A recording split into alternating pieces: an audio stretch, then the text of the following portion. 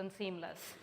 I'm Suma Sagnai Gowda. I'm a GPM in Microsoft, owning the deployment stack. So my team works on adding capabilities into the platform to make these updates smooth and seamless. We have heard a ton of your feedback, and that's what I'm going to talk to you in this presentation, all of the feedback that we have received and what we have done with that feedback to actually make the update experience better. You're going to see how we have bent the rules of space and time to reduce the offline time of updates. You're going to see what we have done to not have impact on your bandwidth because of updates, and you'll also walk away with some best practices on how to diagnose failures. So hopefully you wanted to listen to all of that, and that's why you're here.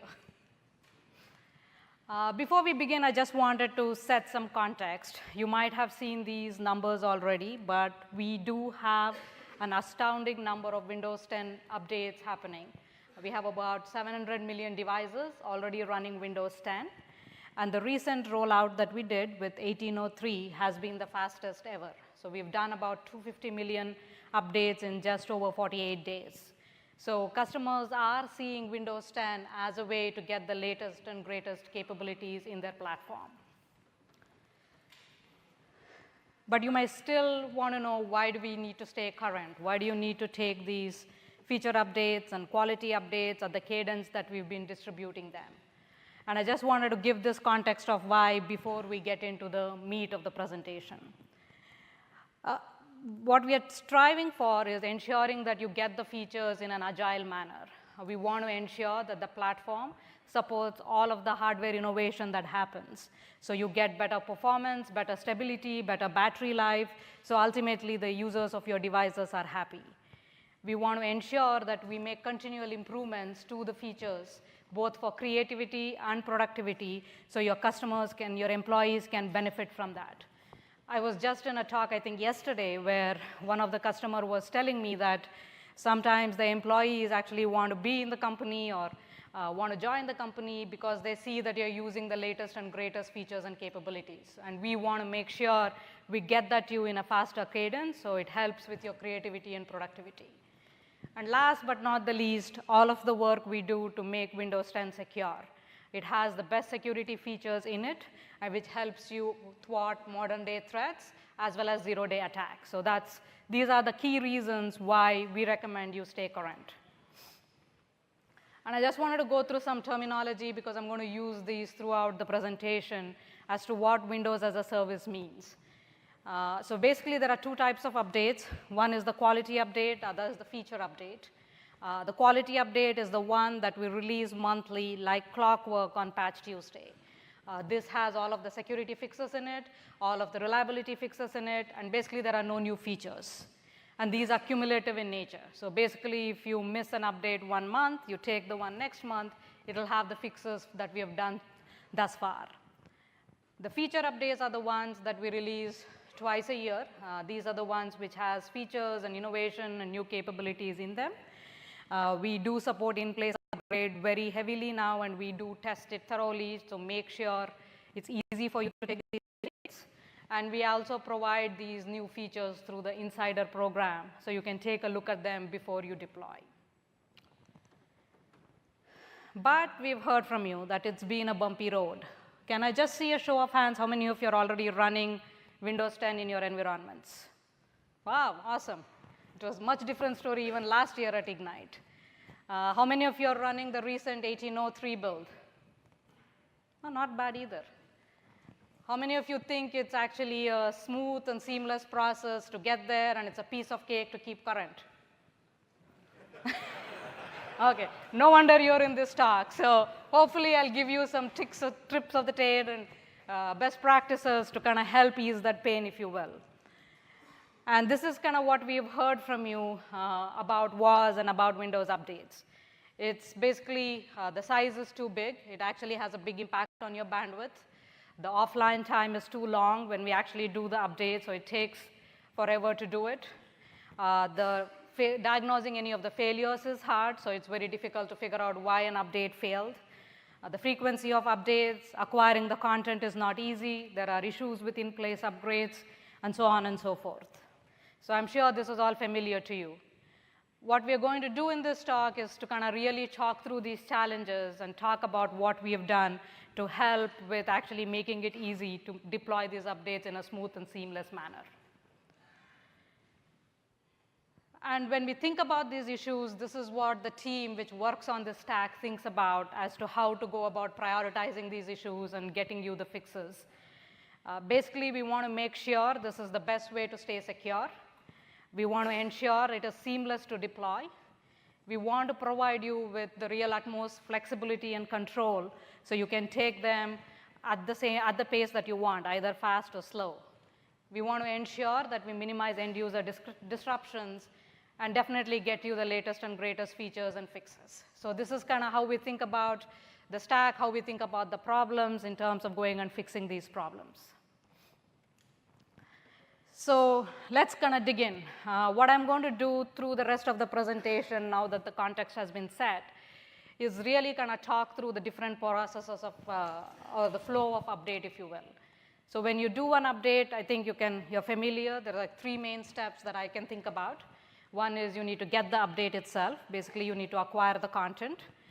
Second, you need to ensure you install this on your devices with the minimum disruption possible. And third, you need to be able to diagnose any failures that kind of come along the way. So essentially, this is kind of the process or the flow, or at a higher level, what you end up doing when you want to update your devices. So the rest of the presentation, I'm going to take each one of these sections and then talk through the challenges you've raised to us, the things or fixes we have made in the platform to ease that pain, and I'm going to leave you with some best practices that you can take home so you can start leveraging this in your environment when you get back on Monday. So the first one is acquiring content. And what this really is basically acquiring either the feature updates, quality update, language packs, anything kind of related to the OS and the update of it. And I'm going to go through each one of these now and talk through the challenges you've talked to us about. And I'm going to start with quality update, mainly because this is the one that you have to take every month to stay compliant, stay secure, and any issues here really affects your productivity, really affects your environment. And the biggest complaint we've heard about quality updates is the size of the updates itself. As I talked about, we went to the cumulative update model, which means you have to take all of the fixes at once, and that actually increases the size of the update itself.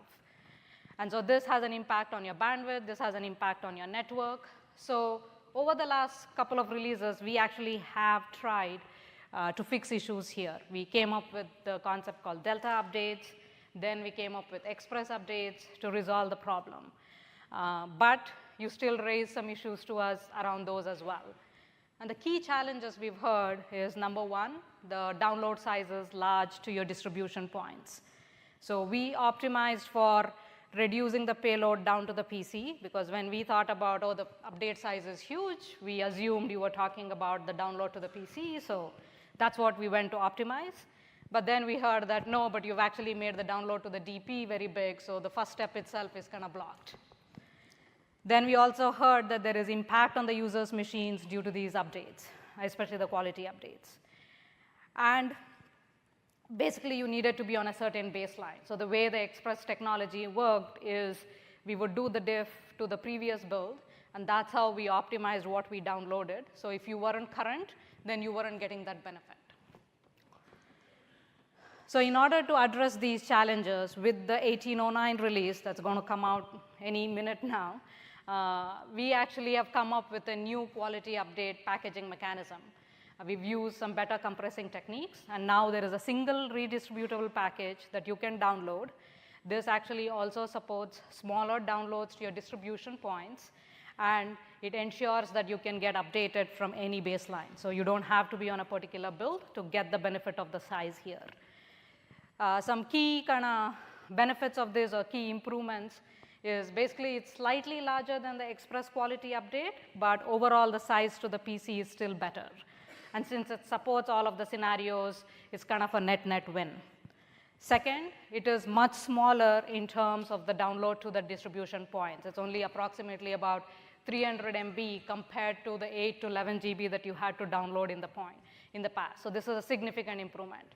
Third, you can apply it to any baseline and get current, as I talked about. We've done about 40% perf improvement in terms of applying this on the user's machines.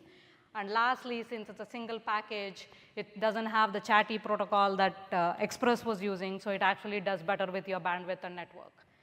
So this is like a huge win. And this shows you a comparison for what we had in the past and what we have with this quality update. So basically, on the left, you have the update size on your DPs and WSAS. On the right, you have the stuff which you download to your PCs. And you have seen that in the past, with the Delta update and the Express update, we actually had to download a huge payload onto your distribution points. And we had to do this because we would calculate on the fly what is it the client needs, so we could get the bare minimum possible down to the client. But the download onto the distribution points was huge. But with this new quality update, you'll actually see that the download onto the distribution points is about the same that you download to the PC. And the PC is, as I said, it's slightly more than Express, but I think in the overall long run, this actually works out better because it doesn't have to worry about baselines or any other scenarios. So hopefully this actually addresses the issues you've raised to us. This is a good news that you can actually take home and start using from 1809. So how do you kind of leverage this? So basically, it's available from 1809, as I said. And the other thing we did with this packaging method is we made sure this is applicable to WU, to WSUS, to config manager, and everything. So in the past, we've usually done WU first, and then we do the on-prem, but we made sure that it works across the board, so you can use it across all channels. And I do have a link to a blog post where the team has kind of outlined this in detail in terms of what we've done.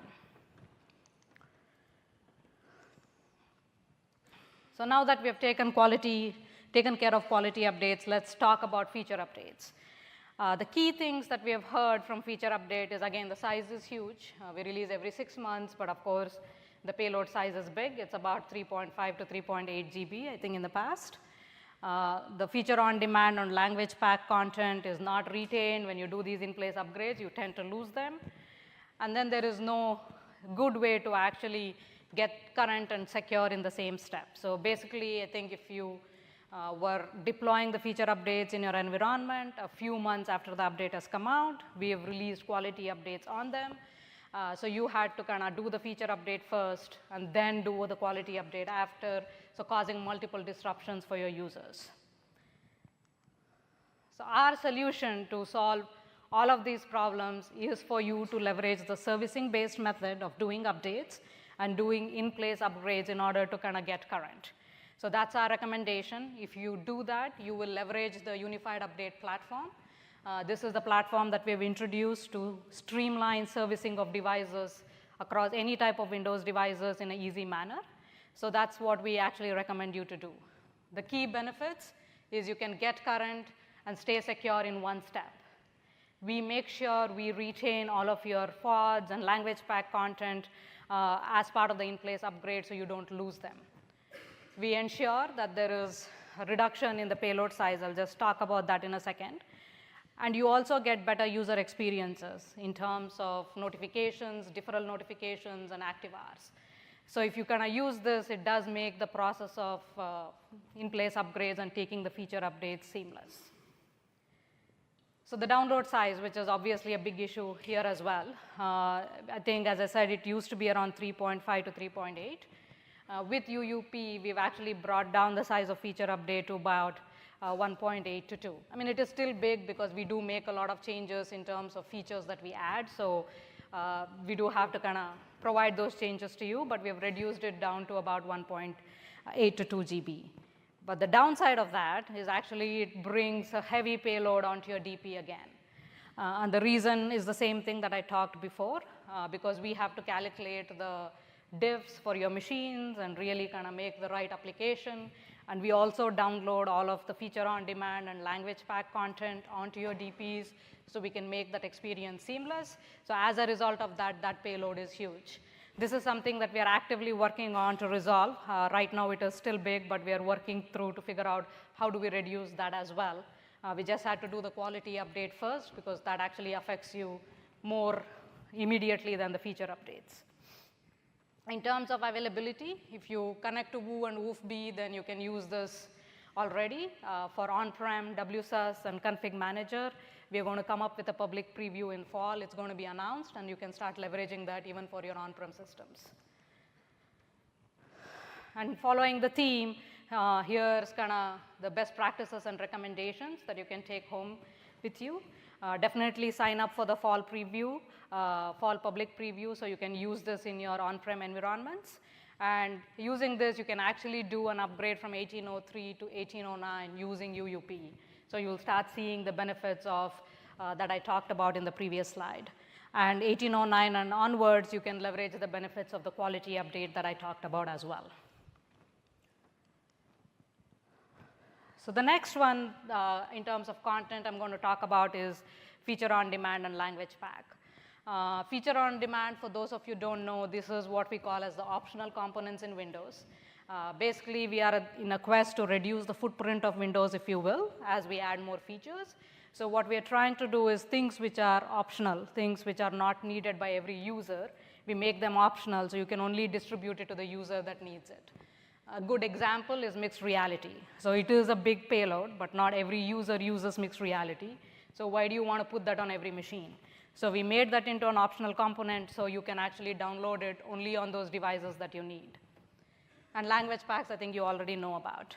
So the key complaints we have heard about these two is it's not very easy for you to know where to acquire it from. And when you do these feature updates, you end up losing them on the other side. And so what do you do about fixing this? Again, opt into UUP. We have made sure UUP fixes all of these issues. So when you do use UUP and the servicing flow to do updates, we preserve optional content and language packs. Basically, you can join the public preview if you're on-prem. If you're WooFB connected, it comes to you automatically. And if you don't want to do the public preview, then we do have a workaround where you can update a group policy so you can go connect to Woo and download this content separately. That is for now until the public preview becomes kind of the mainstream, and then you can start leveraging it. One other thing that we have done is we've actually put language packs out in the store. So these are put in there as apexes, so you can just use Store for Business to go acquire them. And actually, that makes the experience for the user and for you seamless.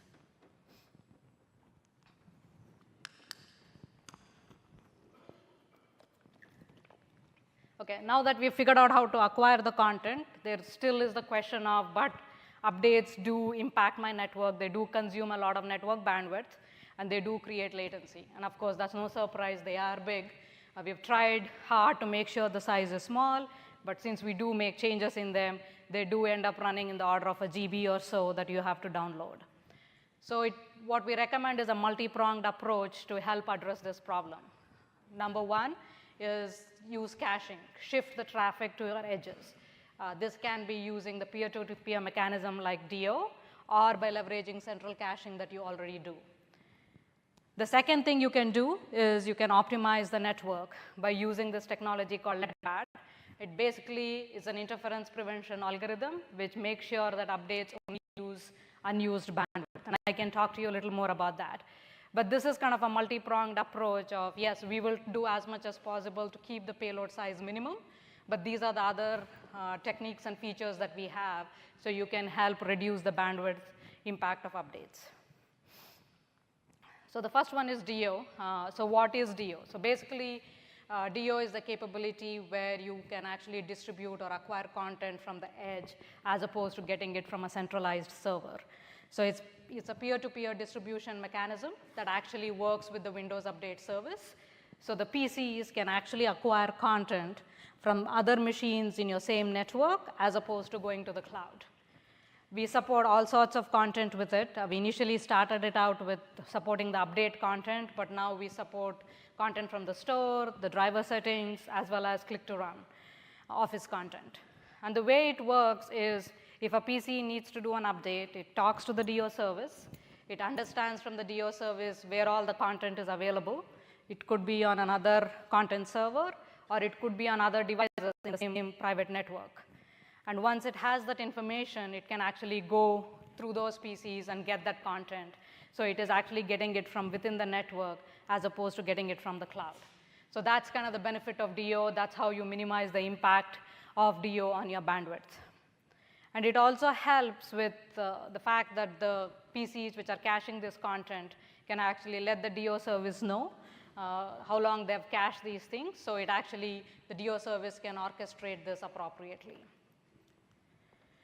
I won't be able to do a ton of justice to DO in a 45-minute talk, which also talks about everything else about update. So I do recommend you check out this session where we talk in detail about DO. One of the other pieces of feedback we had heard about DO in last Ignite is you actually want to see the proof. Does DO actually work? Can you show me data to show me that DO is actually helpful in my environment? So we've actually integrated the data, the benefits of DO into analytics. And in this talk, you'll be able to hear about that as well. So the second thing that I talked about in terms of bandwidth optimization is optimizing the network. So basically, you can use LEDBAT. As I said, it's an algorithm within the TCP stack in Win 10 and Windows Server 2016, which helps with only leveraging unused bandwidth for updates. And it also makes sure there are no traffic conflicts. So basically, if there is unused bandwidth, then update takes over. But if there is another business priority task, then actually update yields to it, and the business priority task takes over. And you don't have to set up complex throttling rules in order to actually leverage LEDBAT. So this is like a key benefit of this technology. And in order to leverage it, basically, you can just run some PowerShell commands on your DPs, on WSUS server to actually enable LEDBAT, so you actually get the benefit of it. And there is actually a detailed blog post which talks about all of the details of LEDBAT and how you set it up that you can leverage. And it also works great with DO and bit, so you don't have to worry that, OK, if I do this, can I still leverage the caching technology? You can actually do both, and it actually works very well together.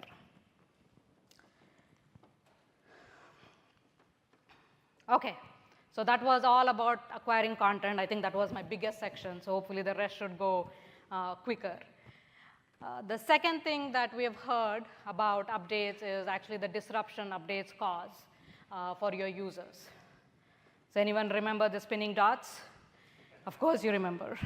So this is kind of what we do when we actually do the update. When you click reboot, we take the machine offline to do a bunch of tasks. And on an average, this used to be about 82 minutes. And of course, if you release feature updates every 6 months, this is a lot of disruption and a lot of productivity loss in order to keep yourself current. And of course, we realize that we actually flight these builds on a weekly basis. So imagine us having to go through this on a weekly basis, let alone once in 6 months. So we actually took it upon ourselves to figure out how do we actually optimize this for you. And before I go into the detail of what we did, I just wanted to give you a background of what we actually do when this reboot happens and when we do feature update. These are all the various things that end up happening once you see the spinning dots.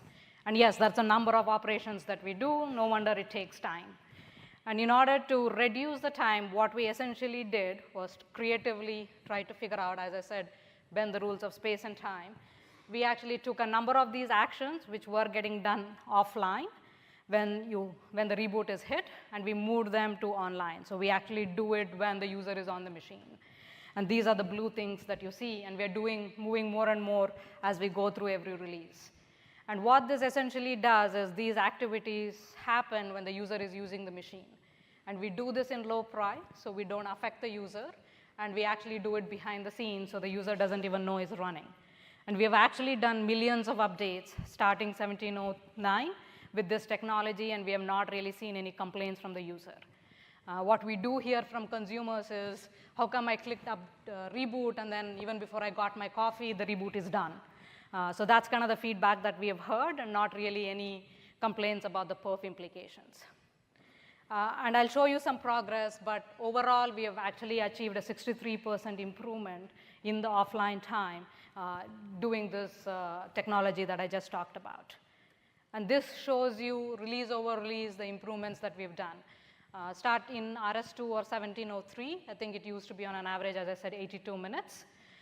We've actually brought it down to less than 30 minutes with the RS5 release or the 1809 release. So that, I would say, is a significant improvement. And on Surface devices, This offline time is less than 10 minutes, mainly because of the better hardware and better drivers and things like that. So as you see, this is actually a significant improvement in kind of reducing the offline time. I thought I would have expected some claps. So, one other thing that I would like to throw out, and all of this data is actually from telemetry, so that we get when we do these rollouts to users. We actually saw in the wild a machine which actually just did this update in less than 3 minutes. It was a custom hardware, that's what we figured out. But essentially, if the hardware is good, I think we can actually achieve this goal of actually updating these machines in less than 2 minutes, if you will. How do you get started with this? So basically, these improvements are on by default. You connect to OO and OOFB, you get it automatically. There is no way out of it, and you'll be able to see all of these benefits. But if you do on-prem, and if you use config manager and task sequencing, I do understand that you actually use maintenance windows to do the updates, and you actually don't differentiate between the staging phase that we call, which happens before the reboot, and then the period during the reboot. And you do that all as one, and you set the maintenance window completely. So what we are doing is working with the config manager team to provide better hooks so you can differentiate that. So you can actually set the maintenance window to be just during the offline time of reboot versus the whole window. And meanwhile, since we do run this staging in low priority now, this actually might end up causing timeouts for you if you're using the maintenance window. So we recommend you set it to normal priorities for now, and then once we kind of integrate this better with config manager, you should be able to start leveraging this across your environment. Okay, so last but not the least, we've acquired the content, you've ensured you've updated your devices with the minimum amount of downtime, but then you end up seeing issues on the other side. And how do you go about diagnosing them? Anybody know what this code means? This is typically what you see sometimes when an update fails. And I don't blame you, even I don't know what this is, and I work on the team. And so what we ended up doing was, okay, how do we go about helping you with diagnosing these failures? And typically, what you might do when you see this error code is go look it up on the internet.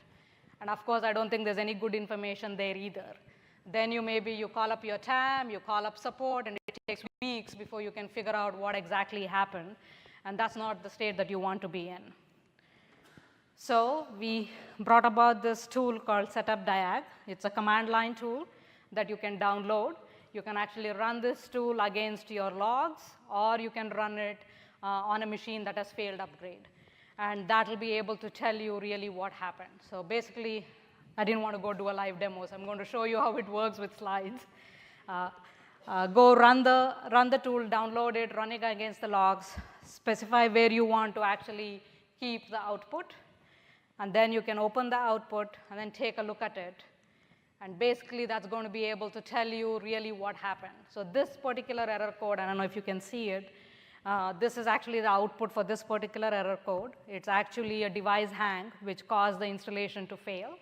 And it actually tells you the driver which caused that hang, including the init file. And it gives you a recommendation of either removing the driver before the update, or you can actually go get the latest driver, which wouldn't interfere with the update, if you will.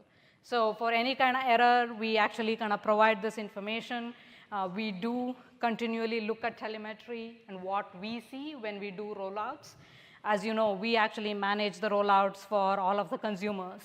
And of course, when installation failures happen there, it is bad for us too. So we actually go look at the data, and we continually improve this telemetry to actually make sure that you can diagnose these failures better. And we've also come leaps and bounds in terms of reducing the install failures itself. So some of the work that we did in the offline improvements has actually now reduced the number of install failures and rollbacks that you see. So you will see improvements there where we have minimized it, but sometimes, mainly because of drivers, we end up having issues. And then this is the tool you can use to help debug those.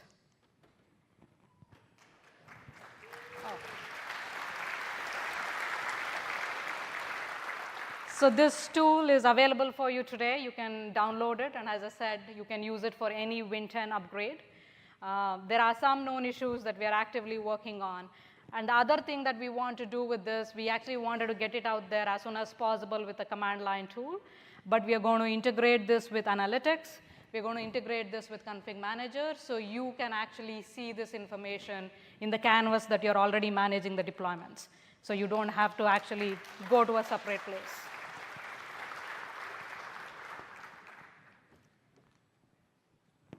Okay, so the next set of issues with respect to feature updates and doing these installations is we've heard a ton of issues about in-place upgrade, mainly around settings not being preserved, apps and drivers getting lost, policies getting lost after upgrade. And we do hear you, and I don't think you want to be in this state. But the solution to this is not to go back to media-based upgrades or not to wipe and reload or not to image, because those are costly operations. Instead, what I would recommend is use these best practices before you do the in-place upgrade. So if you want to change any settings, if you want to change the registry, use group policies. Use the runtime provisioning to actually change the settings of the OS. So we know the changes, we can actually know what changes have happened, and we can move over. And the problem if you do the registry manually is we are not aware of them, and that's the reason you end up losing them on in-place upgrades. Make sure you use supported mechanisms for profile redirections. And if you do have to use media upgrades, make sure you use the latest media.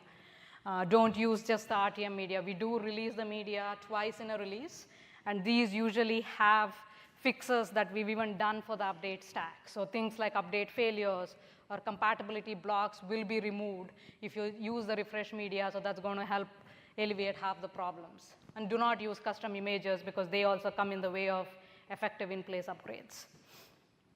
And lastly, we actually have provided extensions within setup. I think these are called custom actions.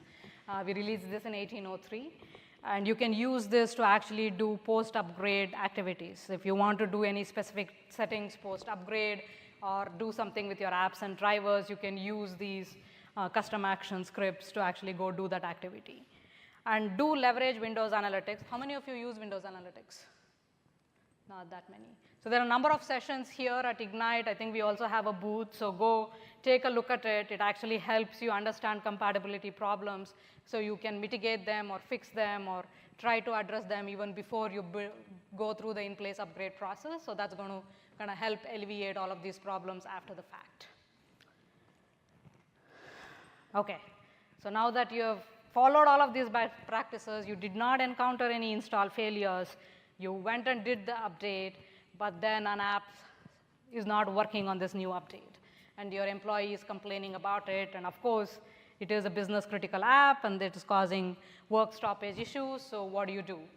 In the past, I think you might have wondered, okay, now I have to go WinRE all of these machines and get it back to the old version. Not anymore. We actually introduced 2 new capabilities in the update CSP to actually roll back updates. This works both for quality and for feature updates. And for feature updates, you have to be within the rollback window, which is by default 10 days. And so we've given you the capability to change that by policy as well. So you can set the rollback window to be anywhere between 2 and 60 days. So if you do the uninstall within that window, you will be able to kind of get the machine back to its old state, if you will. You can actually set this up via MDM, or you can set it up via DISM. And here's a bunch of DISM commands that you can kind of use to help you with uninstalling both a feature update and a quality update. So basically, we do tell you to go fast. We do tell you do your pilots and do these things to actually validate applications instead of doing a very long process of validation. So of course, if you go fast and you encounter issue, we wanted to give you a safety net so you can go back to a working state quickly and easily. So that's kind of where this comes in, and you can leverage it to ensure that you don't have to worry about work stoppage issues. So I think that brings me to the end of my presentation. There are a number of other talks that you should kind of take a look at as far as update is concerned. I couldn't do justice to all of this in 45 minutes. So do take a look at these. We actually have booths at the expo, so do come and visit us there.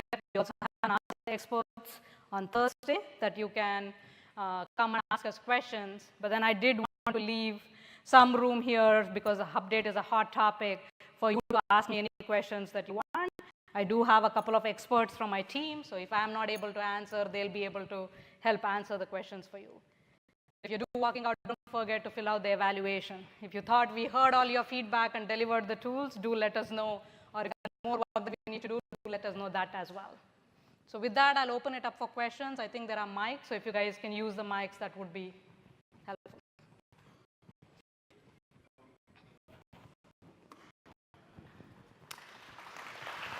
Thank you.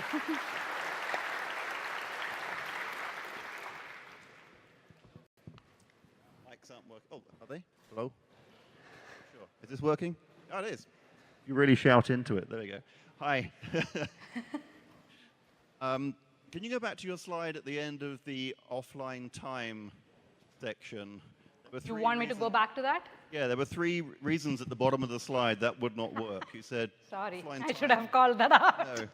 And they sounded like really common scenarios like everyone would have. There, at the bottom, no, next one. That's at the bottom there. Benefits aren't realized if you have Win32 apps installed. Yeah, so let me clarify that. And actually what this does not mean is don't do any of this. It essentially just means if you actually do these activities when we are in that phase of staging before the reboot, then it actually invalidates the staging because the staging takes care of kind of saving some state and some migration and things like that. So if you do it only during that period, it invalidates it. So we actually end up doing the whole thing all over again. So I think in an enterprise, this is less of an issue because when you are in that mode, you can prevent distributing Win32 apps or UWP apps onto your environment. From a consumer perspective, this is harder because we don't have control over what the user is doing. But that's all that means. It doesn't mean that don't ever install Win32 or UWP. You just don't do that during that staging period. Thank you. Okay. You mentioned extension points for customized scripting. Can you explain what you mean by that? So what we have provided, I should have included a slide, and maybe it's there at the end. Let me see. So these are called as custom actions. So basically what we did is we provided extension.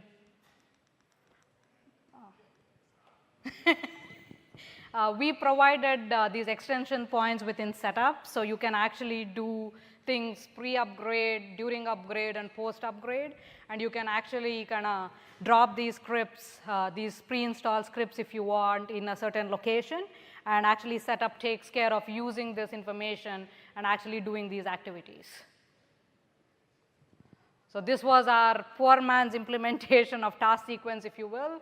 This is a V1, and we are continually looking for feedback to kind of help improve it. But at a high level, we are providing more hooks into the setup process, so you can actually do these activities either before setup or during setup or after setup. Can you hear me? You mentioned 2 releases per release. Uh-huh. There was a concept of targeted, I think that's been gone away with, but can you explain what the 2 releases per feature release cadence is? So the 2 releases is basically the 2 feature updates that we release every year, right? So there is a release that we do in the spring timeframe or 1803 or like March, April timeframe, and then we do another one in the fall. So those are the 2 releases that we do for every feature update. So it's like every 6 months we are releasing these feature updates versus in the past it used to be like 3 to 4 years. Okay, so there aren't multiple releases within those 2 releases? No, no, no. It's just basically 2 releases in a year, and those are what we call as feature updates.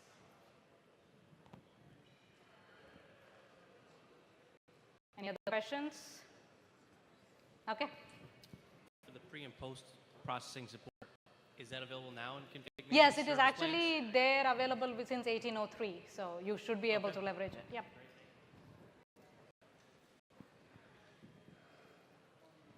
Yep. Sorry, those lights are blinding. No, that's okay. So the updates seem to build on each other. So we had talked about skipping potentially with the 30-month release cycle, skipping a release. But are we then losing some of the benefit of the Are we losing some of the benefit of? You mean the update size? Yeah, exactly. That's what I was trying to say. No, no worries. No, I think if we do skip the release, it's up to us to maintain the baseline. So we will ensure you do have the baseline, so you don't have to worry about the size, if you will. Yep. I don't think I can hear you. Can you? I don't think that mic's working. Maybe you can use this one in the front. Is this better? Oh, yes. Okay, sorry. I have two questions. Hopefully they're quick. One is we've been using setup diag since it was released, and quite often it comes back and says it doesn't know what's wrong with our failure. Is this a work in progress? Should we keep looking at it, and are you using telemetry to improve it? And would there be new versions to look at? Yeah, most definitely. As I said, I think some of these issues were even new to us or unknown to us. And as we actually see them, we do add more telemetry and more diagnostic information. So if you do send us like feedback or send us, I think if you go to the blog, there is a link where you can reach out to us. If you let us know, then we will actually use that to go make it better for the future. And also make sure you download the newer version. Okay, and then another thing is, are there folders that could cause upgrade failures? For example, C tilde Windows.bt.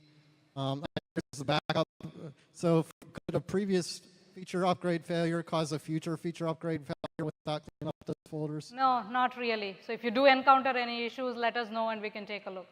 Okay, thank you. Yeah. I think here. For the coming Windows 10 multi-user feature, is there any changes or additions for these update procedure? No, were there any specific issues you were encountering? Were there any specific issues you were encountering? No.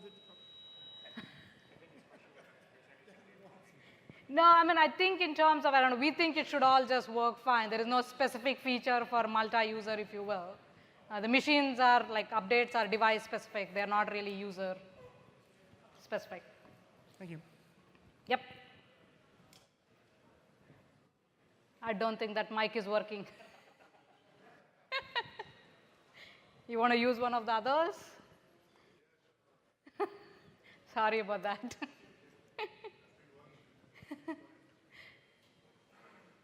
Is this one working? Sounds like it. Just out of interest, the extended support for the various releases, what is the rationale behind making the March one 18 months and the September one 30 months? Because it really doesn't work for academia, so just wondered why you decided to do that. I think what we've usually seen is fall is the release that enterprises take. So that's the release we actually ended up extending. Do you have any other reason? Yeah, so the ADUs, they take time to evaluate and start deploying in the summer. So the time for evaluation is more with the fall release than with the spring release. You have like a couple of months to do the evaluation, so you don't have enough time to be able to deploy before the school year. Sure, but if you released in March, we'd have enough time to do it for September, and then we'll be current for a longer period of time. No, they actually start with the fall releases. Like EDU evaluation actually starts with the fall. And we aligned both EDU and enterprise for that life cycle policy. So 30 months gives you the following September and the following September. Yeah, but then you're a year and a half out of date all the time. Yes, so, I mean, yes. It's really difficult for us. At least that explains the rationale, wrong as it may be. But thank you. Thank you. Yep. I have a question about the media. Do you recommend not to use custom media? So in our case, we get the media from the Windows licensing portal. So you mean, let's say that there was just a feature update. You want me to go there and get fresh media as opposed to use the one that was, let's say, 3 months ago? That's right. Because we usually do, I mean, as part of fixing stuff, as we do rollouts, sometimes there are fixes to the update stack as well. The other big set of fixes that we end up doing is all related to compatibility. So those are all important to make sure update is successful. So ensuring you use the refresh media is better. Now, to that point, as you know now, for some reason, Microsoft is starting to include the enterprise, the education, many WIMs in the one. So for best practical, what I've been doing is I just extracting the enterprise. I think that should be fine, And right? then, but in that case, that means I need to extract the enterprise, and then that will be, because keep in mind that when I do that, what I extract is a WIM. So then,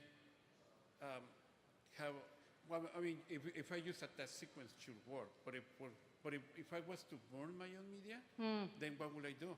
Okay, I think I'm going to call a friend to phone a friend to explain it for you. Do you want to use a mic?